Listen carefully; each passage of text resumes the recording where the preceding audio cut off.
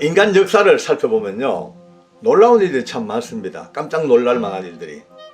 뭔가 앞뒤가 좀 맞아떨어져서 이해가 되는 역사가 있지만은, 때로는 전혀 생각도 못한 일이 불쑥 홍두깨처럼 나타났다가 사라지는.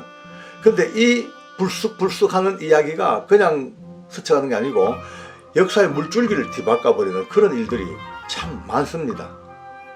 오늘 여러분과 저는요, 좀 특별한 사람 한 사람을 찾아봐야 돼요. 우리가 성경을 보면은 많은 위인들과 믿음의 용사들이 나옵니다만 다 앞뒤를 맞아요. 보면 이렇게 이해가 다 돼.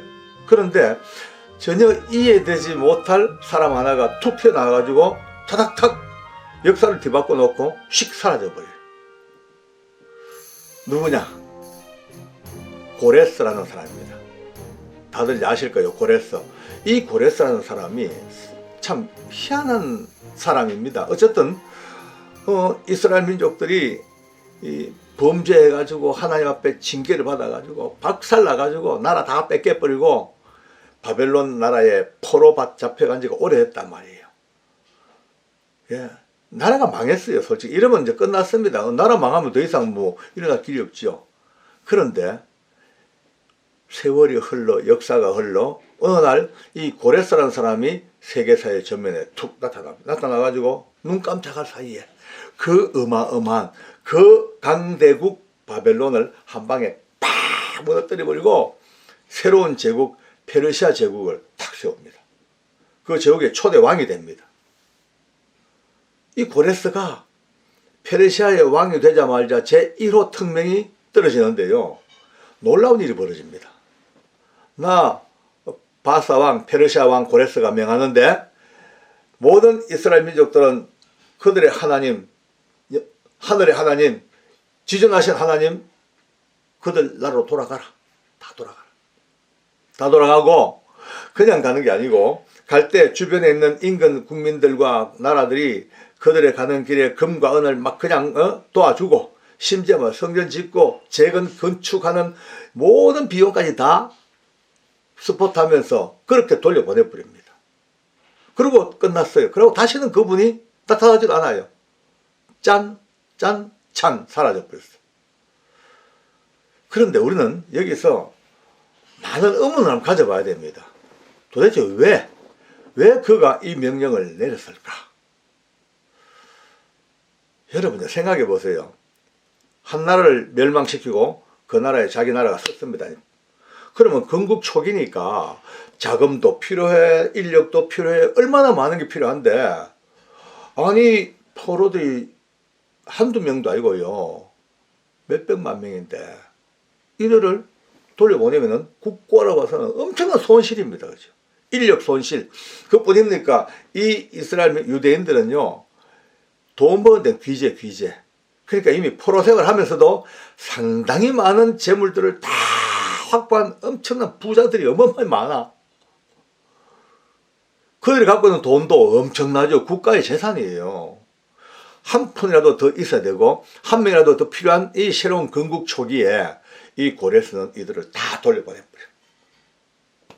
그러면 고레스가 유대인이냐? 아니에요. 하나님 아는 사람이냐? 아니에요.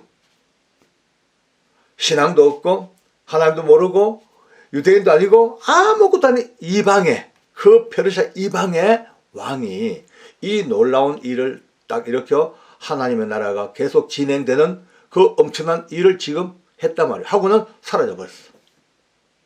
왜지라도 우리가 고개를 껴었던 그래도 별로 깊이 알아보지는 못했습니다. 오늘 저는 여러분들과 함께 많은 자료들, 많은 분들의 설교들, 수많은 것들을 살펴보다 보니까 이제 모자이크 맞추듯이 쭉 이제 줄이 연결되는 거예요. 이 줄을 같이 나누기를 원합니다. 꼭 아셔야 됩니다. 아무리 어려워도 꼭 아셔야 됩니다. 이것만큼은 우리가 알아야 돼요. 알아야만이 그 하나님의 구원의 그 큰 드라마의 밑바탕을 알 수 있고, 어떻게 하나님이 역사를 끌고 나가신가, 하나님이 세계 역사를 잡고 끌고 나가시는 그 엄청난 손길을 말로만이 아니고 우리가 실제로 봐야 됩니다. 고레스가 태어나기 이전에 그 시대 어떤 시대였냐? 중동은 많은 나라들이 막 군웅할가하죠. 올라왔다 내려갔다 막 그냥 흥망성쇠를 거듭하는 가운데서 메디아라는 나라를 주목해야 돼요. 메디아. 또 메디아가 있고 좀 동방 건너편으로 좀 떨어진 곳에 바사가 있어요. 바사. 여러분 성경에서 우리 읽다 보면 메데바사, 메데바사 많이 들어보셨죠? 메데바사. 바로 이 메디아와 바사 이 두 나라입니다. 물론 뭐 나라라고 하기는 바사는 힘듭니다. 어쨌든 두 나라로 봅시다. 메데바사가 있는데 이 메디아가 이제 막 그냥 강력하고 바사는 속국처럼 이제 식민지처럼 그렇게 붙잡혀 있는 그런 나라입니다. 갑과 을입니다. 이제. 그런데 이 갑의 나라 메디아의 임금이 엄청 포악하면서도 용맹하고 지략이 뛰어나고 뭐 군사력도 막강하고 큰 아주 막강한 나라예요. 이 메디아의 임금님이 어느 날 잠을 자다가 이제 꿈을 꿉니다.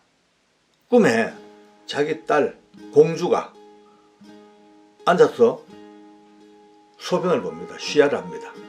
근데 이 공주의 오줌줄기가 얼마나 막강한지 막 폭포처럼 쫙 나가지고 온 땅을 막 중동 땅을 막 오줌 홍수가 나가지고 막 쫙 오줌이 막 넘쳐 홍수가 나간 철렁철렁거니 잠을 깼단 말이에요.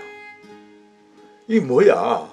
그래서 자기 국내에 있는 모든 박사들과 술사들을 불러 모아놓고 이 꿈을 해몽해봐라니까 공주님의 태에서 날 아기가 아마 온 땅을 이렇게 지배할 것 같습니다. 라고 그렇게 이제 꿈을 해몽합니다. 그러니 이 임금이 드디어 고민에 쌓입니다. 왜냐?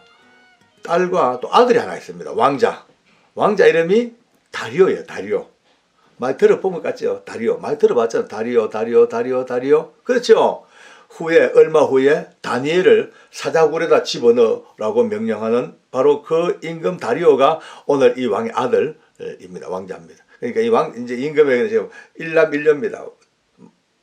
공주 하나, 아들 하나. 근데 꿈에 본 그 꿈해몽이 자기 외손자가 이 땅을 지배할 것이라는 꿈을 해석을 하니까 고민에 쌓인 거예요. 자기 아들이 있는데 직계 아들에게 왕위를 물려줘야 되는데 어떻게 외손자가 말도 안 된다. 그러니까 그때부터 이 왕이 계략을 세웁니다. 공주를 시집을 보내는데 어디 보내냐? 저 자기 속국 식민지 나라 바사에다가 보내가. 바사에 뭐 별로 뭐 어떤 책에는 보니까 바사에 다스리는 그 영주 왕으로도 돼 있고 또 어떤 또 자료에는 그 바사에 아주 하급 관리라고 되어 있습니다만 어쨌든 그 별 볼 일 없는 그 변방에 이제 그 사람에게 시집을 보내. 생각에 그래 아무리 태어날 외손자가 뭐 왕의 재능을 가지고 있다 하더라도 저 변방에 보내가지고 수도에는 오지도 못하게 만들어 놓고 거기서 그냥 자라봤자 뭐 크게 배운 것도 없고 뭐 지방에서 뭘 알겠냐 그러니까 하고 안심하고 그냥 보내버려. 그리고 또 얼마 지난 뒤에 드디어 공주가 임신을 했습니다. 임신해가지고 아기를 낳을 때쯤 됐는데 꿈을 또 꾸는 거예요. 꿈을 꾸니 왕이 꿈을 꾸니 세상에 자기 딸 공주의 그 푸른 배에서부터 포도나무가 하나 쭉 나오지만은 이게 막 그냥 쫙 번져나가는데 요즘 말하면 영화의 한 장면처럼 눈 깜짝할 사이에 그 포도나무 가지가 막 쫙쫙쫙쫙쫙쫙쫙쫙 쫙 번져나가 온 대륙을 말이죠. 포도가 확 다 덮어버렸어 그냥. 그러니 또 꿈을 깨가지고 이거 어떤 냉면이니까 이 박사들이 또 해석합니다. 아 공주님이 산딸이 다 됐는데 태어날 아기가 이제 더 강력한 힘으로 온 땅을 이렇게 지배할 것이라는 틀림없다니까. 그때부터 이제 이 임금이 고민에 휩싸입니다. 그래서 꾀를 낸 것이 자기가 신임하는 총리를 부릅니다. 국무총리를 불러요. 자네 가라. 가서 우리 딸을 데리고 와라. 데리고 와가지고 수도로 데리고 와가지고 여기서 아기를 놓게 해라. 핑계를 대고 그리고 이제 아기가 나오면은 여자 같으면 놔두고 남자 같으면은 죽여라. 죽이고 사상했다 그러고 할 수 없다. 나라 왕권을 위해서 할 수 없다. 그렇게 명령을 내립니다. 우리가 볼 때 잔인하지요. 어떻게 외손자를 죽이라 그래. 근데 그 당시에는요 당연했죠. 뭐 왕권을 위해서는요 외손자는 뭐 눈에 차지도 않죠. 뭐 아버지도 살해하고 아들도 죽이고 형제간들도 죽이고 왕권을 위해서 그런 포악했던 시대가 그 시대 아닙니까? 그죠? 그러니까 총리가 가서 드디어 공주를 모시고 옵니다. 공주님, 서울로 갑시다. 왕의 명령이십니다. 여기 지방에서 이렇게 출산하다가 혹시나 의료시설도 부족하고 이 의사들도 질도 떨어지는데 아무래도 서울을 가야 안 되겠습니까?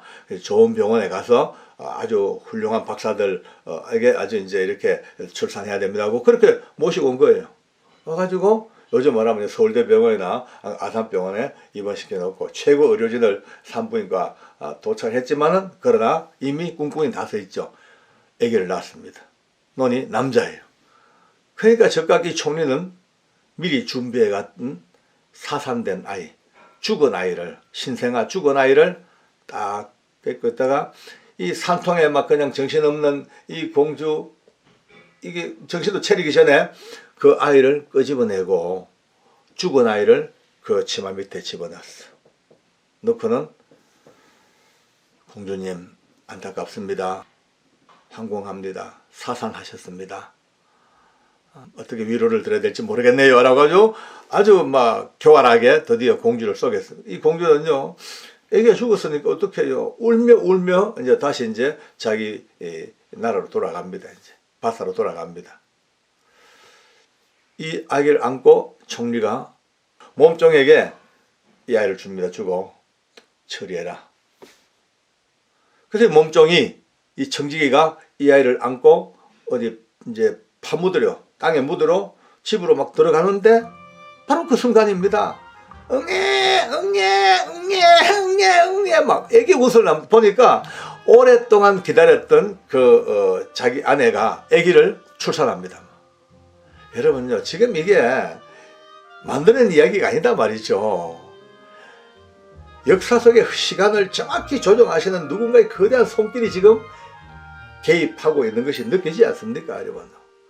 바로 들어가자마자 응애 하는데 가보니까 아내가 출산했는데 가서 보니 응애 하다가 죽었어요. 진짜 사산했습니다.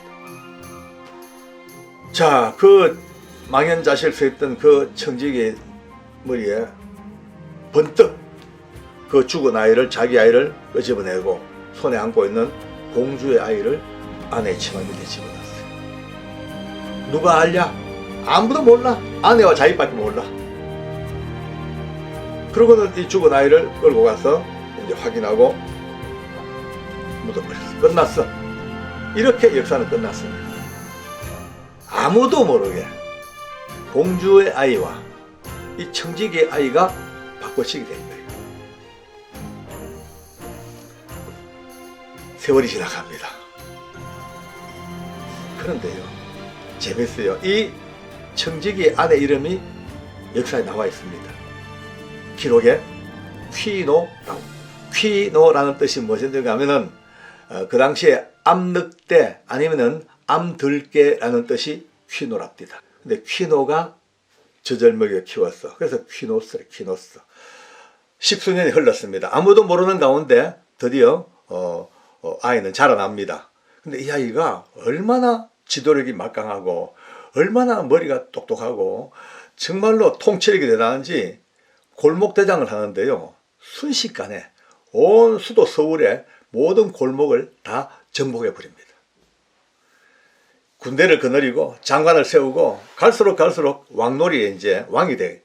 그러니까 전 도시의 왕이 돼 가지고 뭐 만조백관을 거느리고 군사훈련 시키고 잘못한 사람은 매를 때리고 잘하면 상 주고, 그러니까 어느 국가 왕보다도 더 뛰어난 기량을 가진 골목대장 왕이 된 거예요. 이 소문이 점점 들어가 궁중까지 들어가서 왕의 귀에 들어갔어요. 그러니까 그 왕이 그놈 한번 데리고 왔노라 보자.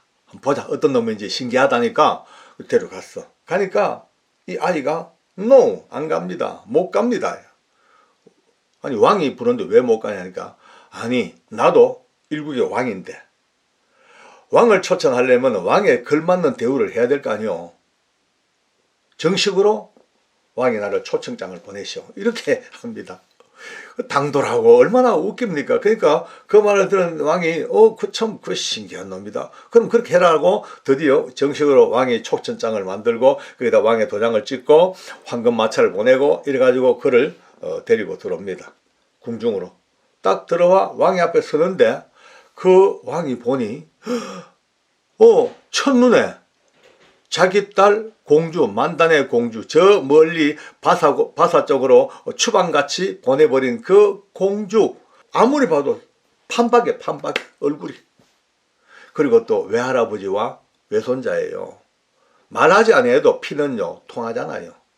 첫눈에 만단의 공주의 아들, 자기의 외손자인 걸 벌써 알아챘죠. 어찌 된 거냐라고 이제 그때부터 조사가 시작됩니다. 조사가 막 나오지요. 조사하면 금방 다 나오니까. 결국은 모든 것이 백일화에 딱 드러났어요, 비밀이. 자, 그러니 어찌됐겠습니까? 이 소식을 들은 저 먼 변방에 바사에 시집가 있던 그 공주가 내 아들이 살아있었구나, 내 아들. 그러고는 막 한 걸음 달려와가지고 끌어안고 모자에 정을 나눈 건 바로 그 길로 바사로 데려가 버린 거예요. 자, 이 외할아버지 왕이 얼마나 화가 났겠습니까? 창피하기도 하고 화도 나고. 그러니 아마 기록은 없습니다만 무자비한 어떤 보복이 따랐겠죠. 근데 남아있는 기록이 하나 있습니다. 이 총리 대신을 자기 궁중으로 초청을 해가지고 연회가 벌어집니다. 많은 만조백관들과 함께 맛있는 음식을 먹고 가는데 이 총리에게도 엄청 맛있는 고기를 대접합니다. 잘 먹었어요. 근데 먹고 나는데 다 먹고 난 뒤에 이 고기가 뭐냐? 바로 총리의 아들입니다. 아들을 죽여 고기로 아버지에게 먹인 거예요. 왕의 명을 바로 수행하지 못한 벌이죠, 벌. 상상도 못할 이런 야만적인. 그러니까 그때부터 이 총리의 가슴 속에는 원한과 정오가 꽉 맺혔겠죠. 그러나 절대 이것을 표시 못합니다. 옛날에는 임금 앞에 인상만 안 좋아도 죽여버렸으니까 왕이 하시는 일은 뭐든지 다 옳습니다 라고 머리를 조아릴 수밖에 없습니다. 그러나 그때부터 분노가 우글우글 끓어올라 이 분노를 풀 데가 없어. 딱 한 군데밖에 없어. 저 멀리 바사 땅가 있는 자기 청지기가 키운 아들 고레스 왕자, 그가 이제 자기에게 유일한 끈이 되어버렸습니다. 왕자님, 때를 기다리십시오. 이런 식으로. 자기 땅에 간, 어머니 아버지의 땅에 간 이 고레스는 그때부터 호랑이 등에 날개가 달렸죠. 그 엄청난 리더십으로, 그 용맹무쌍한 용기로 전 바사의 지도자가 되기 시작합니다. 그러면서 오직 목표 하나, 딱 목표는 외할아버지 나라 메대를 쳐야 돼요. 왜냐하면 외할아버지를 치는 게 그게 문제가 아니고 얼마나 수탈과 억압이 센지 이 국민들이 살아날 길이 없을 정도로 힘듭니다. 우리 옛날 일제시대에 일본이 한국을 점령해서 수탈하고 뺏어가고 억압하듯이 꼭 그런 형태니까 이 나라의 평안과 독립을 위해서라도 메대를 쳐야 돼. 드디어 때가 되어서 군대를 이끌고 메대를 치러 나갑니다. 전쟁이 벌어졌어. 그러니까 메대에 있는 할아버지가 외할아버지가 볼 때 이런 괘씸한 놈, 요놈 봐라 하고 드디어 자기도 군대를 내서 전쟁이 벌어져. 근데 이 군대의 총사령관을 누구한테 맡기냐? 총리 대신에게 맡깁니다. 참 바보예요. 자기가 한 짓을 모르는가 보죠. 아니, 아들을 죽여서 애비에게 먹인 이 비참한 일을 한 이 임금이 모든 군사력을 그 총리에게 맡긴 거예요. 이 총리가 전쟁하러 쫙 나가다가 어느 선쯤 되니까 딱 돌아서 가지고, 여러분 모든 군사에게 나는 오늘부터 고레스 왕자의 편에 선다. 저 왕의 무지막지한 폭정과 학정과 저 난폭함 속에 살 수도 없다. 나를 따르고 싶은 자들은 나와 함께하고 그렇지 못한 자들은 나와 함께 싸우겠다. 그러니까 여러분요, 거의 절대 다수가 총리를 따르겠다고 전부 고레스 편 다 와버립니다. 왜냐하면 이들도 왕의 그 난폭하고 그 포악한 그 학정 밑에 얼마나 시달렸겠어요. 그러니 전쟁할 것도 없어, 싸울 일도 없어요, 피 흘릴 일도 없어. 그냥 무혈 입성하듯이 그냥 메대를 복속해버렸어요. 오히려 바사가 메대를 복속해버렸어요. 우리 성경에 보면은 가끔씩 이제 메데바사, 메데바사 이야기가 많이 나오지 않습니까? 메데와 바사가 드디어 통합되어 버렸어요. 메데바사라고 이미 통합이 되어 버렸어요. 드디어 자유를 얻고 나라가 하나 되고 고레스가 명실상부한 지도자가 되었습니다. 그러나 여기서 우리는요, 또 이 고레스라는 사람의 아주 탁월한 모습을 볼 수가 있어요. 왜냐하면은 자기가 왕이 돼야 되는데 왕을 안 해. 안 하고 이 왕을 누구에게 주냐? 외삼촌 다리오에게 줍니다. 다리오는 지난 시간에 말씀드렸죠. 얼마 후에 다니엘을 사자굴에 집어넣는 임금이 이 다리오입니다. 바로 외할아버지의 아들이니까 외삼촌이죠. 그 외삼촌 다리오에게 외삼촌이 이 나라를 맡아 왕이 되십시오. 원래 외삼촌의 것입니다. 저는 안 하겠습니다. 그리고 단 한 가지, 내 목표는 외삼촌과 힘을 합쳐서 저 무섭게 자리 잡고 있는 바벨론을 쳐야 됩니다. 바벨론을 그냥 두고는 온 대륙에 평화가 없습니다. 바벨론을 쳐서 명실상부하게 우리 메데바사가 이 모든 중건동을 이제 우리가 정복하고 다스려야 됩니다. 라고 했는데 다리오도 그러하고 누가 들어도 이거는 말이 안 되는 소리입니다. 어불성설이라 그러죠. 말이 안 돼. 삼척 동자가 들어도 웃을 일입니다. 왜냐하면 그 당시 이 바벨론은 어마무지한 힘을 가진 신비로운 능력을 가진 엄청난 제국입니다. 건들지를 못합니다. 아무도. 아니 이길 수가 없습니다. 바벨론은요. 그 성 자체가 바벨론의 본성 자체가 그것도 신비로울 정도로 불가사의예요. 보통 성들은요. 아무리 경고해도 칠 수 있습니다. 왜?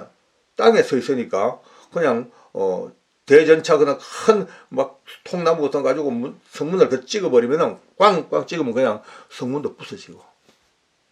게다가 아무리 큰 성도 세월을 좀 가지고 말이죠. 흙을 쌓아갑니다. 흙을. 계속 흙을 비스듬하게 계속 쌓아가면은 어느 때쯤 되면 드디어 그 성의 높이만큼 흙을 쌓아가지고 돌격할 수가 있어요. 근데 이 바벨론 성은 그래 못해. 왜냐면은 유프라테스 강을 끌어다가 어마어마한 강의 그 호수, 엄청난 호수 중간에 이 성이 서 있습니다. 그러니까 어떻게 공격이 안 돼요. 흙도 못 쌓아요. 게다가 이 성은 말이죠. 문이, 청동문이 100개래, 100개. 한 면마다 25개 청동문이 있고, 그 당시에 청동문은요, 어느 성도 없는, 나무나 이런 걸로 만든 성문이죠. 유일하게 이 바벨론 성만큼은 청동문으로 만들었다고 기록이 되어 있습니다. 청동으로. 노쇠, 청동으로. 100개 문이.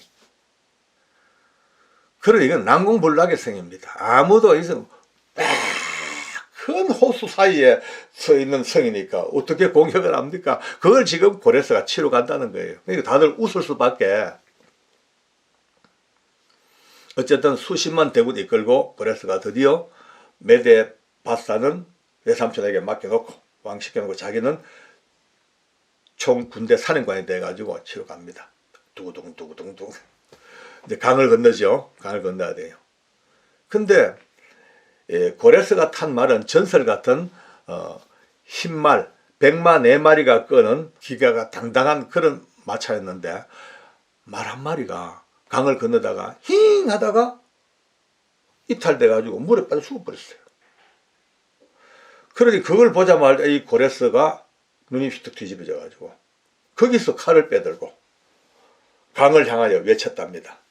이 무엄하고 버르장머리 없는 이 강아, 너가 과연 누구길래 나의 말을 죽인단 말이냐, 나 이 고레스의 말을 죽인단 말이냐. 너 오늘부터 너는 지금까지는 큰 강으로 불려졌지만 오늘 이후로 너는 여자가 치마를 살짝 들고 발목까지밖에 찰랑찰랑할 정도밖에 되지 않는 그런 개울물로 너를 만들어 버리겠다. 다 그렇게 이제 이 강과의 전쟁을 선포해 버립니다. 그리고 전쟁의 의무가 없어요.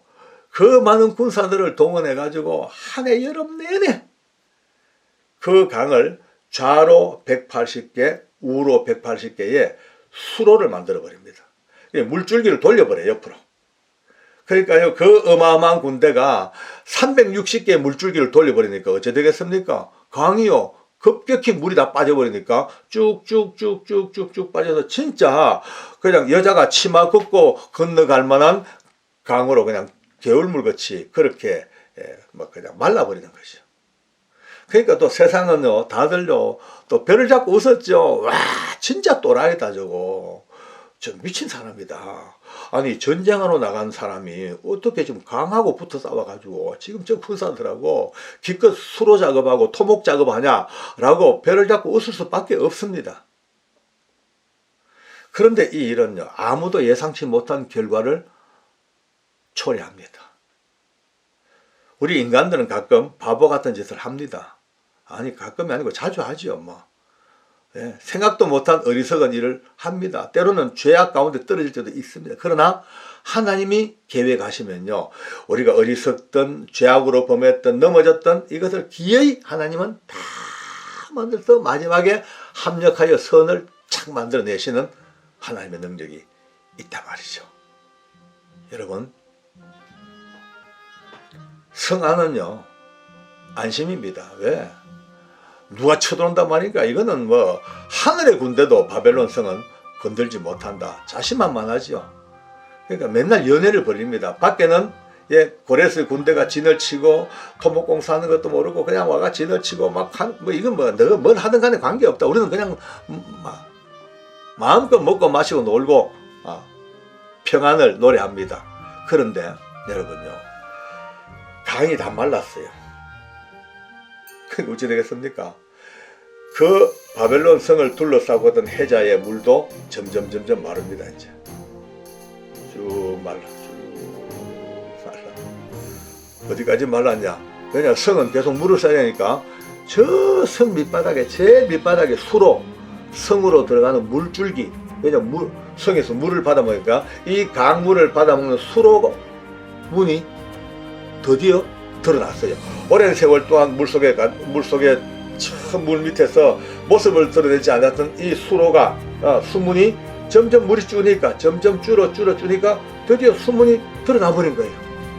그걸 발견했단 말이에요. 그러니까 어느 날 밤, 캄캄한 밤에 병사들이 내려가서 그 수문을 뜯고 성으로 들어가는 문을, 공간을 확보했어요. 그리고는 그쪽으로 특공대를 들어가는 거죠. 성은 아무것도 몰라요. 그냥 노는 거예요. 드디어 특공대 들어가서 온갖 먹고 마시고 노는 군사들, 그 술정무사들만 다 처리해버리고 성문 열어버리고 대군이 들어와서 바로 한순간 그 어마어마한 바벨론 성이 그런 쥐구멍, 물구멍 루트를 통해서 하룻밤새 멸망해버립니다. 그게 성경에 나와 있습니다.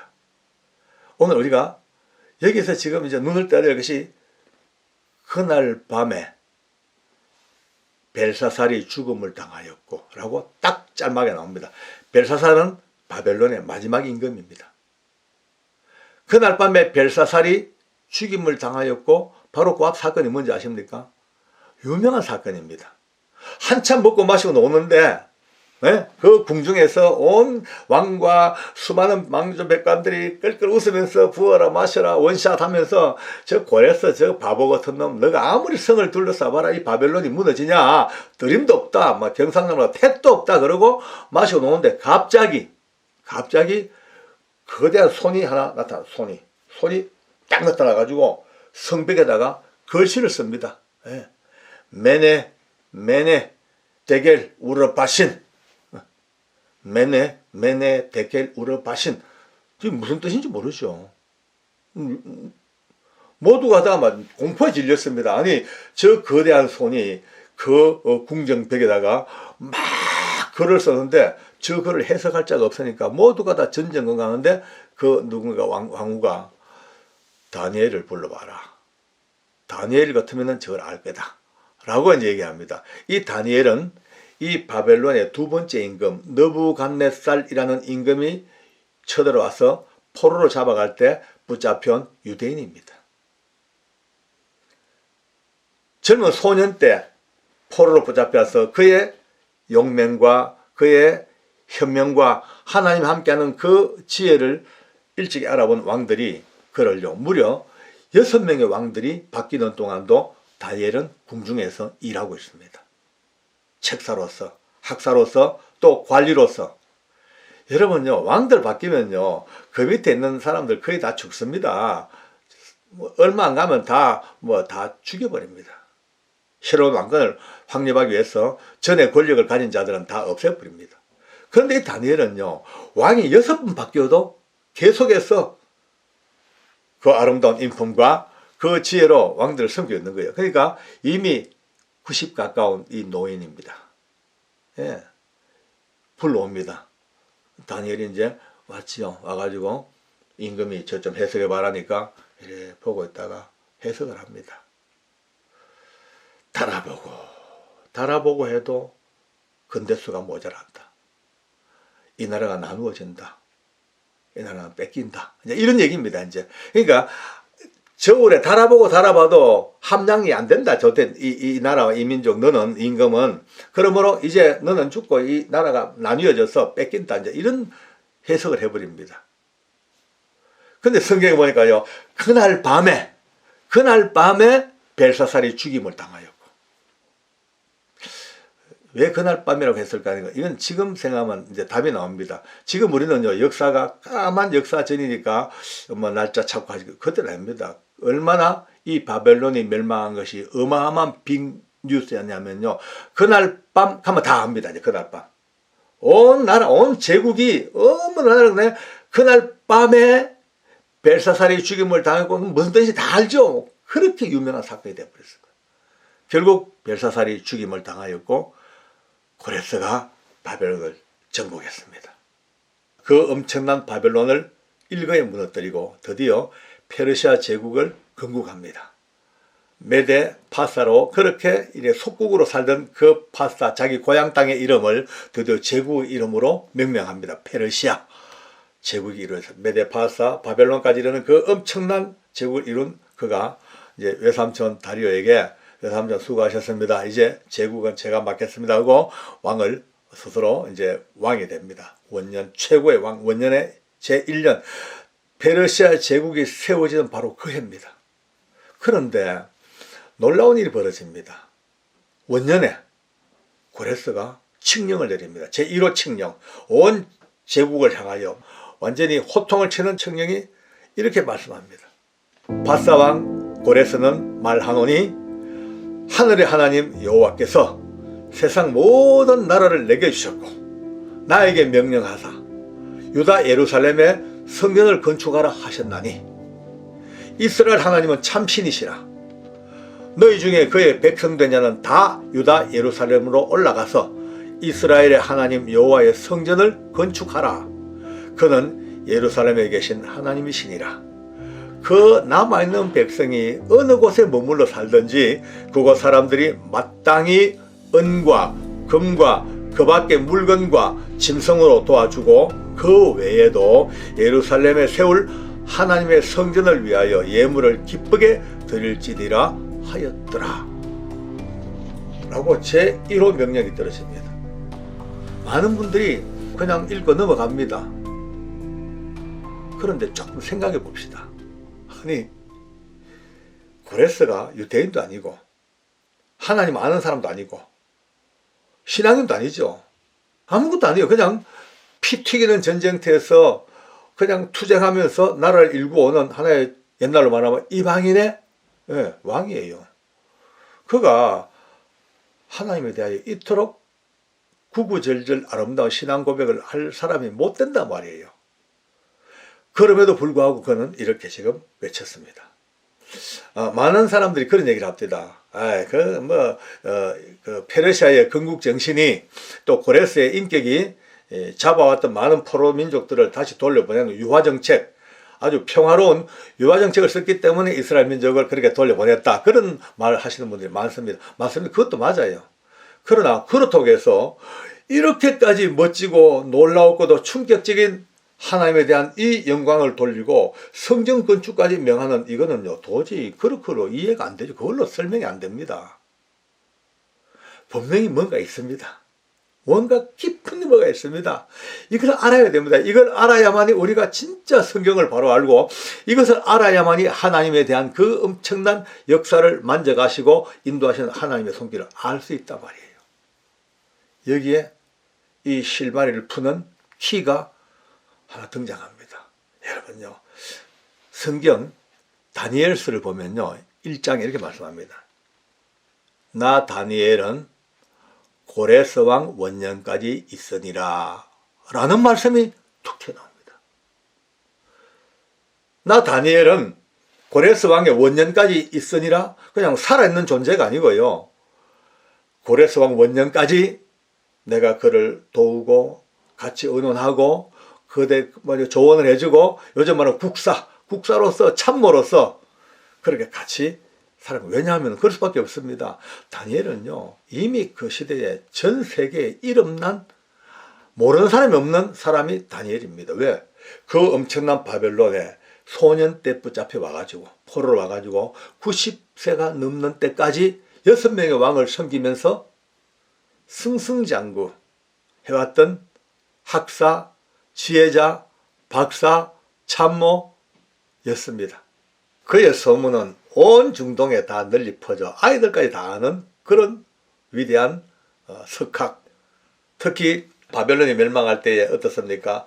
그 벨사살 임금과 파티 벌리는 그때에 손가락이 나와가지고 메네데겔 우버라신 이 글씨를 쓸 때 그것을 해석해서 드디어 왕국이 바뀌어오는 그 엄청난 예언가 다니엘. 심지어 외삼촌 다리오의 시대에 나쁜 신하들이 막 그냥 모함해가지고 사자굴에 집어넣었다가도 사자굴에서 살아나왔던 그 다니엘을 이 고레스가 그냥 두겠습니까? 어림도 없습니다. 새롭게 세워진 나라에 참모가 필요하고 인재가 필요한 거예요. 그러니까 다니엘을 모셨죠. 모시고 역시 똑같이 다니엘을 극진히 섬깁니다. 여기서 또 우리가 한번 상상의 나래를 펼쳐봅니다. 어느 날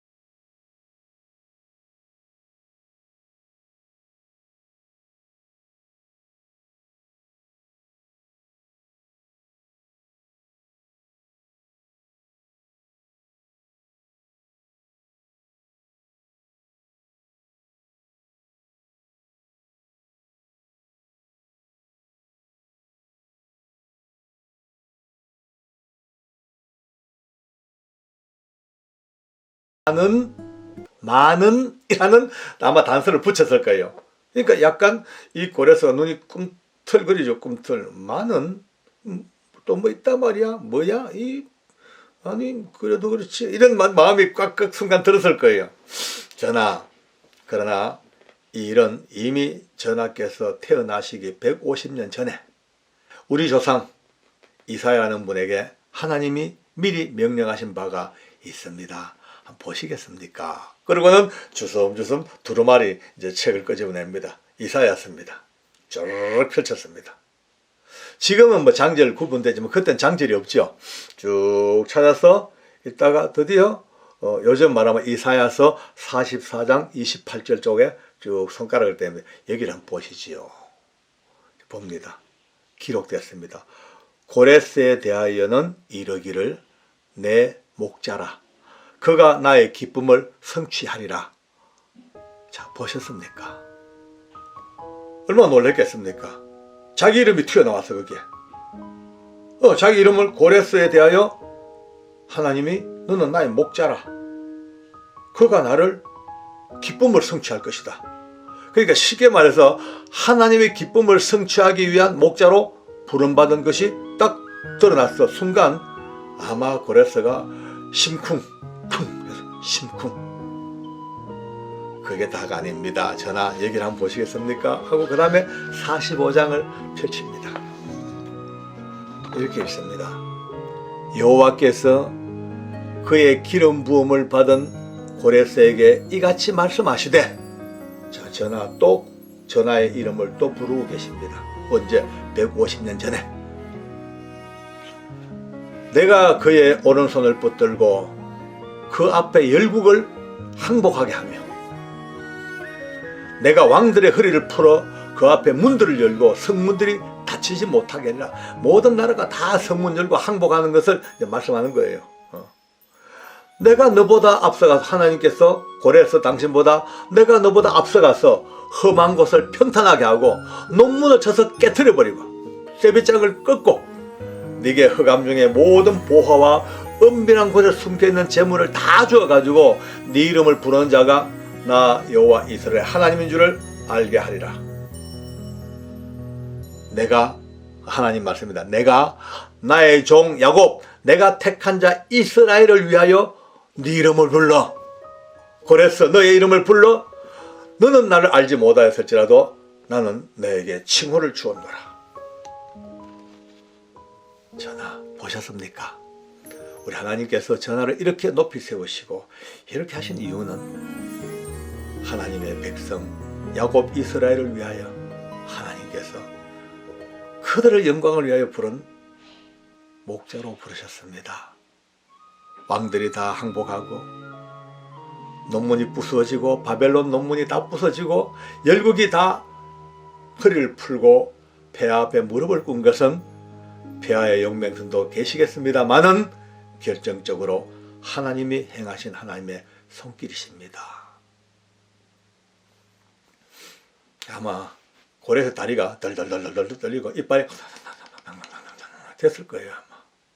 그렇죠. 지금도요. 이런 역사 앞에 현대인들도 막 놀래가지고 어메이징 이렇게 된단 말이죠.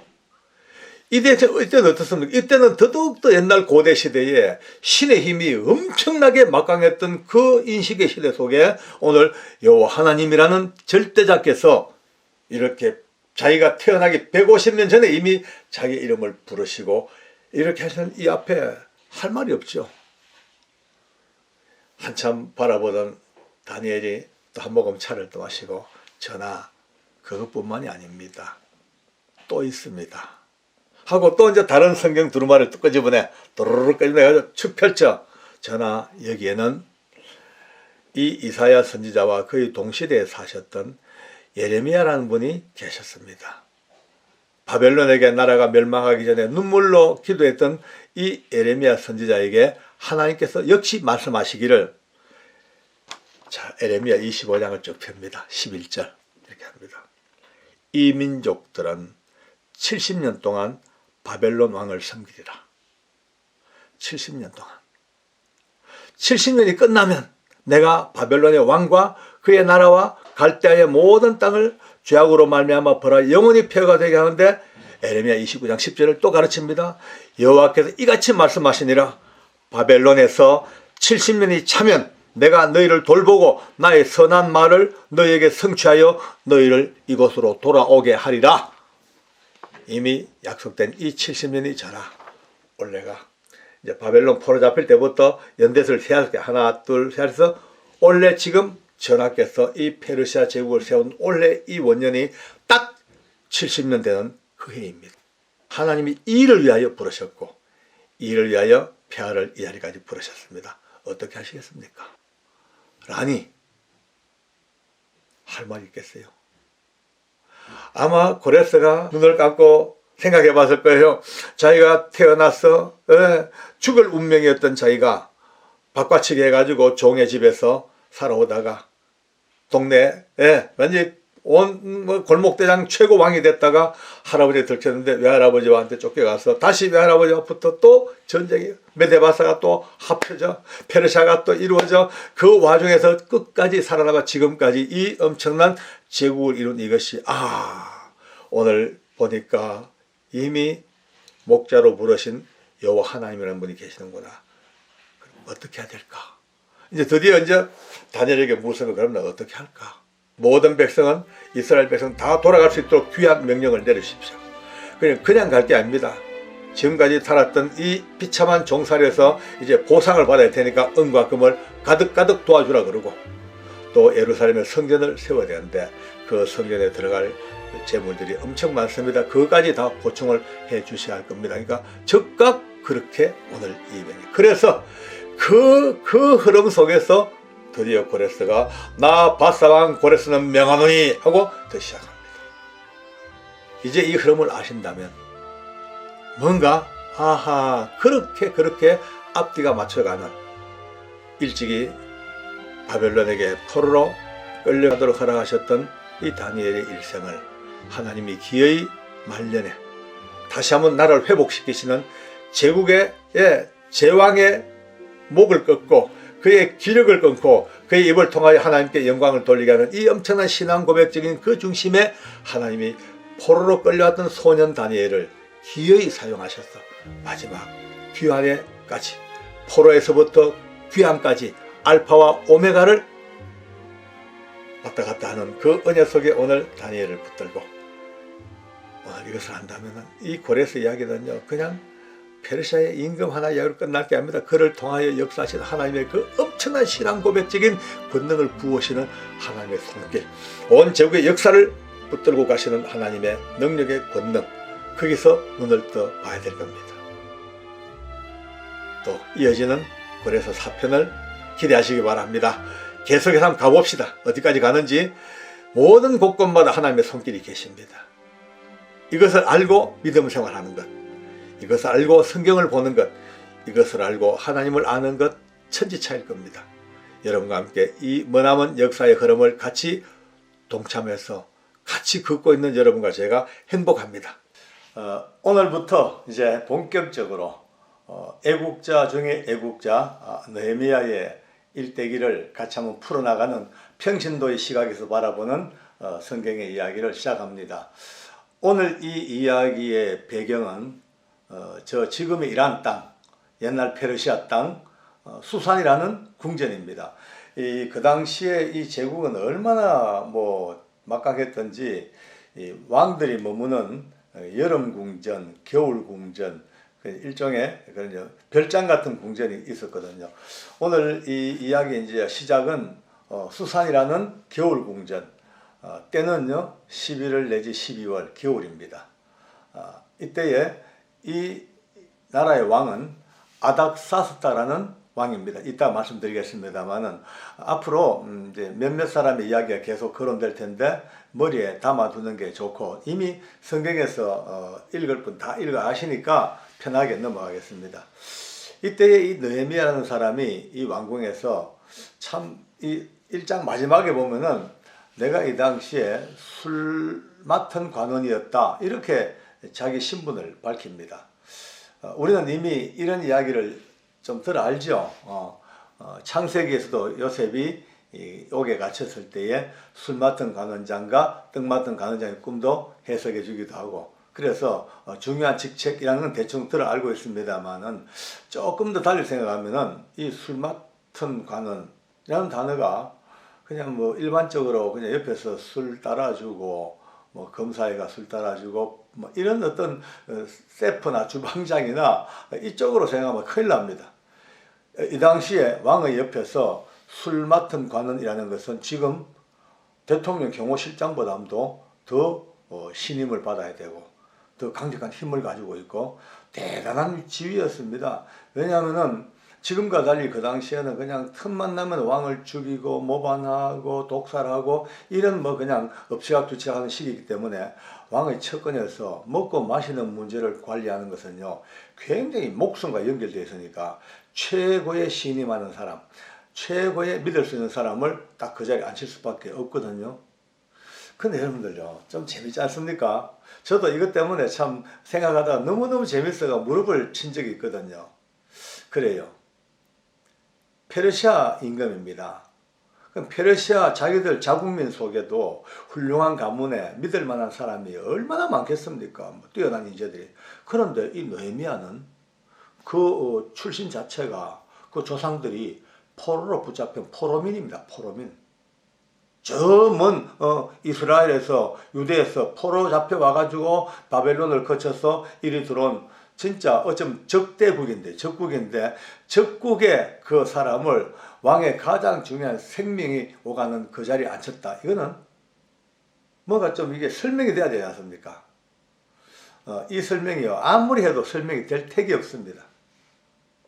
그런데 한 줄기 빛이 있어요. 뭐냐? 그 왕들의 출신을 보면은 답이 나옵니다. 우리가 이제 조금 한번 더듬어 봅시다. 이제 제 영상, 초창기 영상을 보면은 고레스 왕에 대해서 몇 편이 올라와 있어요. 그걸 보면은 이제 어떻게 해서 이스라엘 민족이 고향으로 돌아가게 됐는가에 대한 배경이 조금 아실 겁니다. 어쨌든 고레스 임금이 포로된 백성들을 다 돌려보내도록 해방의 명령을 내려주고 그 다음 아들이 왕이 되고 그 다음에 이 왕이 전쟁하다 죽어버렸어요. 후사가 없어요. 왕자가 없어. 그러니까 왕위가 끊겨버렸습니다. 그러니까 그 다음 이제 왕은 신하들 중에서 아주 뛰어난 사람을 하나 골라가지고 왕이 되었는데 이 사람이 다리오라는 왕입니다. 뭐 넘어가도 좋습니다. 그 다리오 왕의 아들이 우리가 이제 기억해야 될 사람이에요. 아하수에로라고 많이 보셨잖아요. 또 이제 원래 이제 명칭은 크세르크세스라고도 부르긴 하는데 우리 성경에는 아하수에로로 나와 있습니다. 이 아하수에로는 여러 가지 업적이 많습니다. 다 빼놓고 가장 중요한 한 가지만 머리에 담을 것은 그 유명한 에스드 왕비의 남편입니다. 네, 그 에스드를 왕비로 간택한 이가 바로 아하수에로 임금이고 그 임금의 아들, 바로 밑에 아들 아닥사스다가 오늘 이 느헤미야와 연결되지는 오늘 이 역사의 주인공입니다. 그러니까 한번 보세요. 물론 이 아닥사스다 임금이 에스드가 낳은 친아들은 아니랍니다. 그러나 어릴 때부터 왕궁에서 데비마마, 왕후 데비마마에게 에스더에게 이 어린 왕자가 얼마나 감명을 많이 받았겠습니까? 인품 좋고 덕스럽고 은혜롭고 아름답고 이 에스더 왕비가 어린 그 아닥사스다 왕자를 늘 데리고 다니면서 하나님의 이야기도 해줬을 것이고 아마 이스라엘의 그 찬란한 하나님의 역사도 또 가르쳐줬을 것이고 하나님을 믿는 사람들이 어떤 사람이라는 것을 아마도 그 삶을 통하여 이 아닥사스다 임금에게 많이 이제 입력이 됐을 거예요. 그러면서 어느 날 그가 왕이 되고 난 뒤에 에스더 데비마마께서 왕이여 왕의 생명을 정말 책임질 수 있는 유일한 최고의 사람은 내가 청가하는 이 느헤미야를 쓰세요. 이 페르시아의 훌륭한 명문 가정의 집안의 자녀들 수백 명을 갖다 놓은 것보다도 더 신실하고 하나님을 따르고 말씀을 따르고 진리와 정의를 갖추고 있는 이 느헤미야를 쓰세요. 라고 아마 데비마마께서 뒤에서 밀어주니까 그저 쓰게 돼요. 앞으로 이루어진 일들이 상상도 못할 이스라엘의 재건을 위하여 이 지금 제국의 왕이 막 뒷받침해 주는 게 그냥 하는 게 아닙니다. 뭐 느헤미야 이뻐서 하는 게 아니죠. 그 데비마마 어머니 왕후의 그 적극적인 스포트와 지원을 받아 또 그 영향을 받아서 그를 통하여 역사하는 하나님의 나라는요 참 신비롭습니다. 그 에스더가 왕비가 되고 그 과정이 그냥 그걸 끝난 줄 알았지만은 그 뒤를 이어나가는 이 엄청난 역사의 이 연속선상에서 너무너무 감동스럽죠. 어쨌든 이제 이 느헤미야가 그렇게 왕의 술 맡은 관은 정말해서 정말 독주가 들었는지 뭔지 확실히 맛을 보고 뭐든 차단하고 정말로 멋지게 이제 그 왕을 잘 보필합니다. 그런데 이 느헤미야에게 고민이 있는 거예요. 이미 오랜 세월 전 포로로 붙잡혀온 나의 조국 피폐해져 가지고 박살나버리고 다 깨져버리고 심지어 아이 뱀 부녀까지도 다 죽여 없앴던 그 엄청난 살육의 현장을 다 겪고 지금 초토화되어 버린 이 조국이 늘 마음에 걸리는 거예요. 본인은 좋은 왕궁에서 어쩌면은 임금의 가장 총애를 받는 자리에서 호의호식하고 지내지만은 또 들리는 소문이 있지 않습니까? 이미 이 느헤미야가 이 일을 하기 전에 90년쯤 전에 1차로 이 유대인들이 조국으로 돌아갔습니다. 4만 한 9천 명, 거의 5만 명 가까운 사람이 이미 1차로 가서 이제 성전 짓고 그 황폐화된 땅에서 다시 이제 나라를 세우고 있습니다. 그리고 또 한 3, 4년 전에 한 1,700명이 또 두 번째 또 갔어요. 근데 늘 이제 느헤미야는 궁금하지요.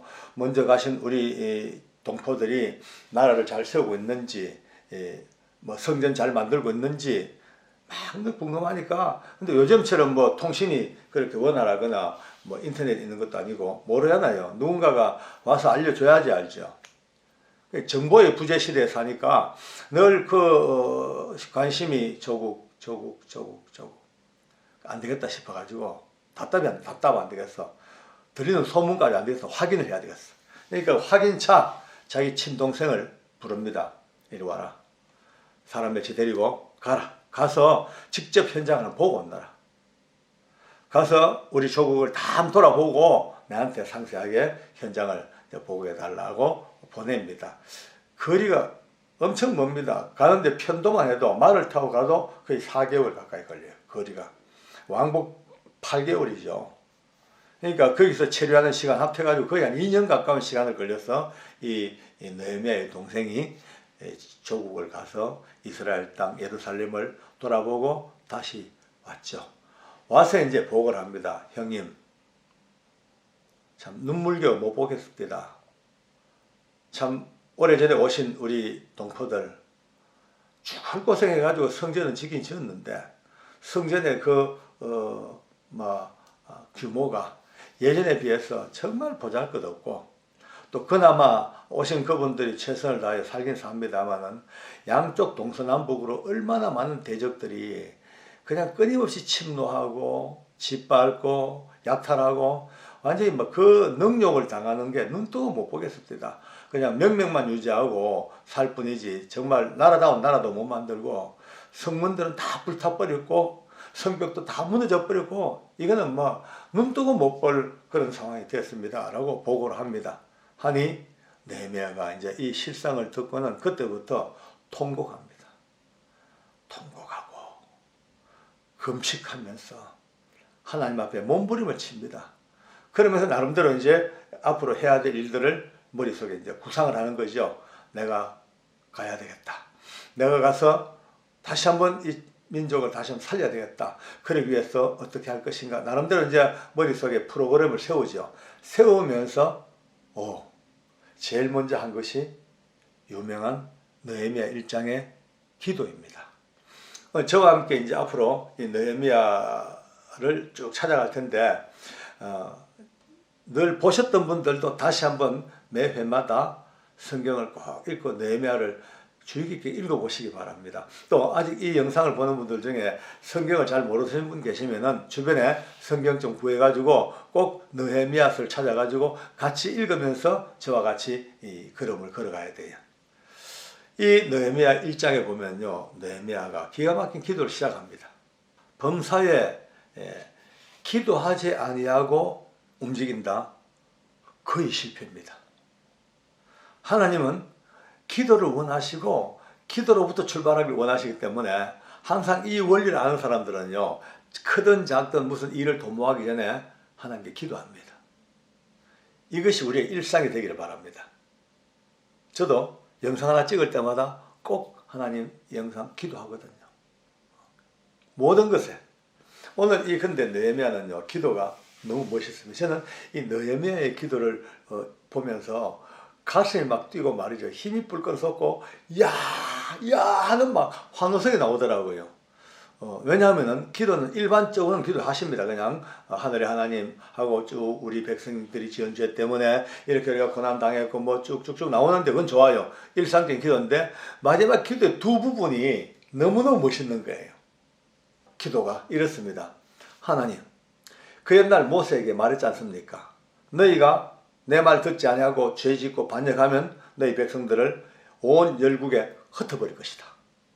그러나 흩어진 그 자리에서 끊임없이 회개하고 말씀대로 살기로 하고 이제 돌아오기만 하면 내가 너희가 하늘 끝에 있을지라도 다 불러 모아서 너희의 원고향 예루살렘 그 도성으로 다시 불러주겠다 약속했지 않습니까?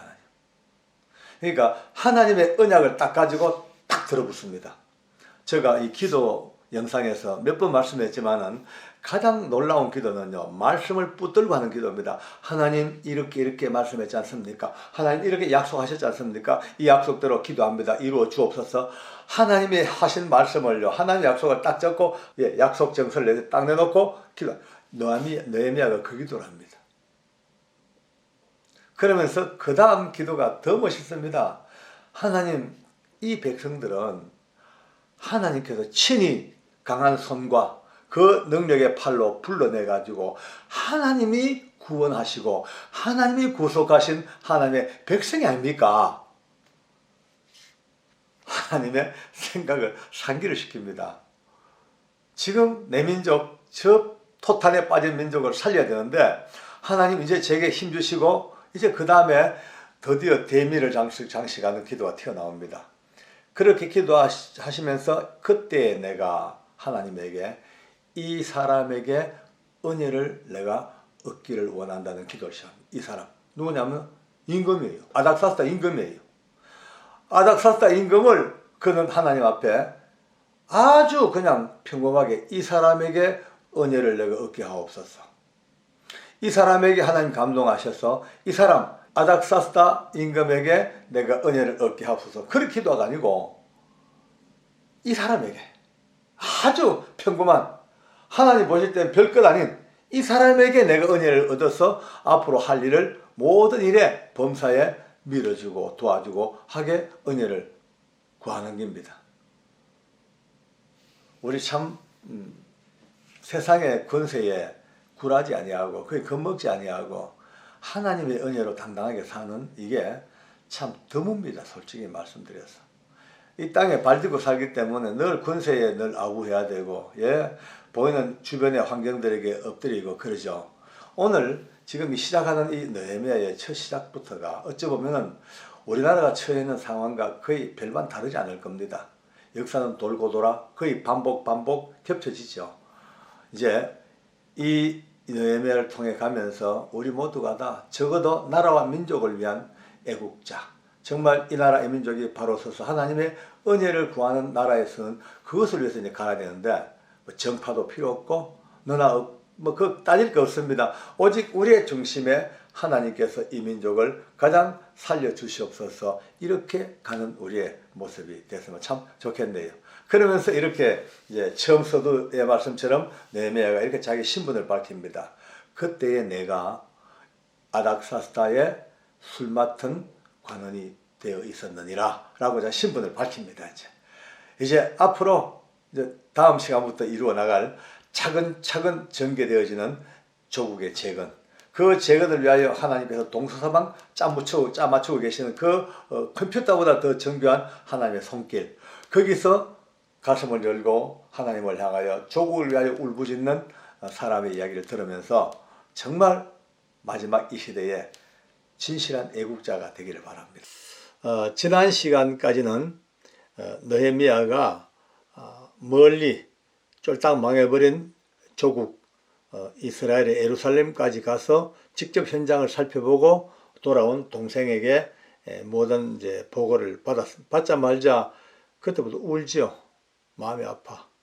그 불타버린 도성, 빛나는 유산에 그 나라가 이렇게 쫄딱 망했다니까 금식하며 울고 기도하고 그렇게 무려 넉 달 동안을 지냅니다.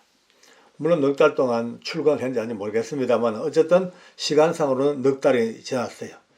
넉 달이 지난 이제 그 이후에 드디어 그가 왕 앞에 섰습니다. 그런데 왕이 딱 보니까 얼굴빛이 안 좋아요. 그렇겠죠. 무려 넉 달 동안을 애통하며 금식하며 기도하며 그렇게 있었으니까 얼굴이 뭐 좋을 리가 없습니다. 뭐 심령도 상했으니까 표정도 어둡고. 그래서 이제 왕이 이래 한잔 보다가 얘야 너 얼굴에 그 수색이 가득한 게 웬일이냐 라고 이제 묻습니다. 그저 뭐 신하가 걱정돼서 묻는 질문 같지만 이 질문 속에는요 무서운 생사를 가로지르는 칼이 들어있습니다. 옛날 그 당시에는 이제 왕들에 대해서 모반이라든지 독살 이런 것들이 워낙 횡행했으니까 항상 측근들을 살피는 게 왕들의 주 임무입니다. 뭐 자기의 생존을 위해서 혹시 눈빛이 안 좋은 신하가 없는지, 혹시 얼굴이 어두운 신하가 없는지, 혹시 마음에 역심을 품은 자가 없는지 늘 살펴봐야 돼요. 만약에 그렇다면 빨리 없애버려야 돼. 우리나라의 그 유명한 궁예 있죠, 궁예. 궁예가 관신법으로 얼마나 많은 신하들을 죽였습니까? 궁예 보니까 저는 마음에 역심이 있어 없애라. 나는 사람을 볼 줄 안다. 이러니까 할 말이 없어요.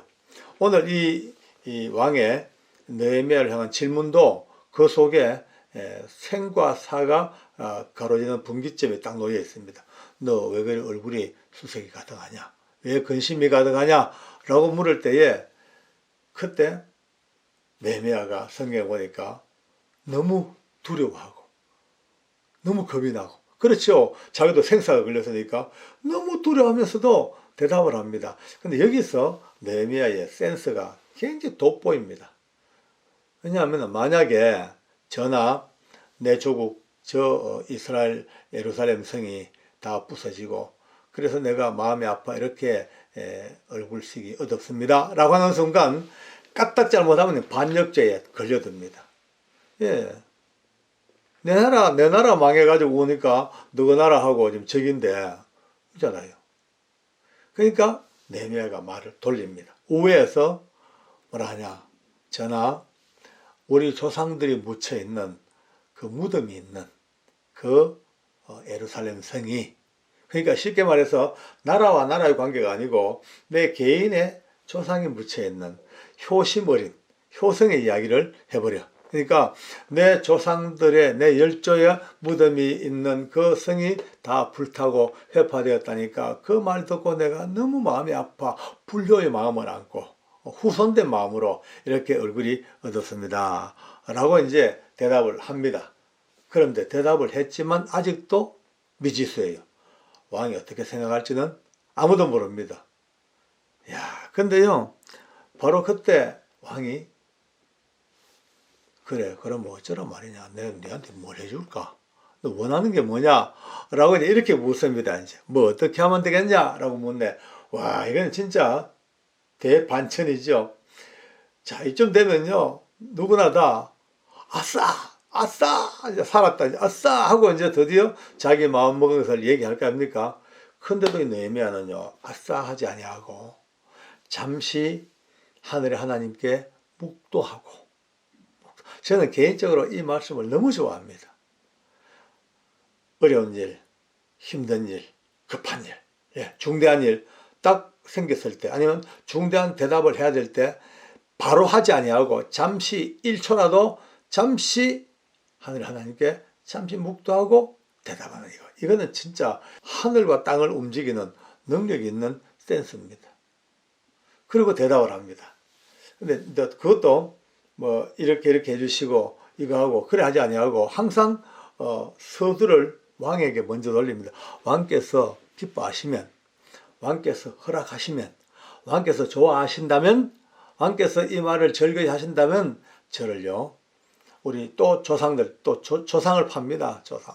조상 우리 조상들이 묻혀 있는 그 예루살렘 성에 저를 보내셔서 그곳을 좀 이렇게 바로 세우고 중건하게 하고 그렇게 하게 해 주십시오 라고 이제 부탁을 합니다. 이 왕이 느헤미야를 얼마나 사랑했는지 대충 알겠어요. 왜냐하면요 그쯤 되면 알았다 하든지 뭐 안 된다 하든지 할 건데 또 묻습니다. 뭐 기한을 정해라.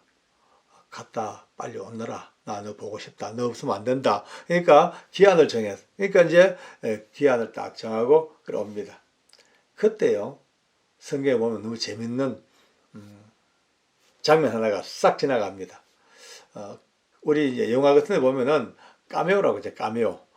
가끔 슥 지나가는 어떤 장면 하나, 거기에 아주 유명한 배우들이 하나, 어떤 사람들이 슥 지나가는 장면이 하나 있습니다. 그와 마찬가지로 이 성경에 보니까요, 이런 대화가 오고 가는 그 가운데 슬쩍 스쳐 지나가는 한마디가 그때의 왕후도 왕의 곁에 앉아있더라 라고 살짝 언급을 합니다. 이 왕후가 누굴까요? 저는 제 생각에는 분명히 에스더 왕후라고 생각합니다. 에스더. 바로 지금 이 임금의 어머니. 어머니. 왜냐하면은, 이 왕의 부인일 수도 있어요. 왕후니까. 그런데 왕의 부인이라면 굳이 이 성경에 이 말씀을 넣을 필요가 없습니다. 아무 이유 없는 사람이 있을 수가 없습니다. 일찍이 유대인으로서 그 페르시아의 궁정의 왕후가 돼가지고 유대인들이 전부 다 몰살당할 지경에 이때를 위함이 아닌가 하고 분연히 금식하며 왕에게 호소하여 온 민족을 살렸던 그 에스더. 얼마나 사랑받는 사람이었을까요? 또 아들 되는 아닥사스다 임금, 오늘의 이 임금이에요. 물론 에스더가 낳은 인물은 아니에요. 그러나 에스더가 어릴 때부터 모후로서 키워온 그 아들, 그 옆에 왕하고 앉아있어. 그러니 이 모든 일들이 이루어지는 이 엄청난 일들의 그 밑바탕에는 너무나 놀라운 에스더 왕후의 이 영향력 아마 있지 않았을까 그런 생각을 제가 해봅니다. 이거는 제 생각이니까 성경 어느 구절에도 이 왕후가 누구인지 표시는 없습니다만은 생각건대 그럴 것입니다 아마.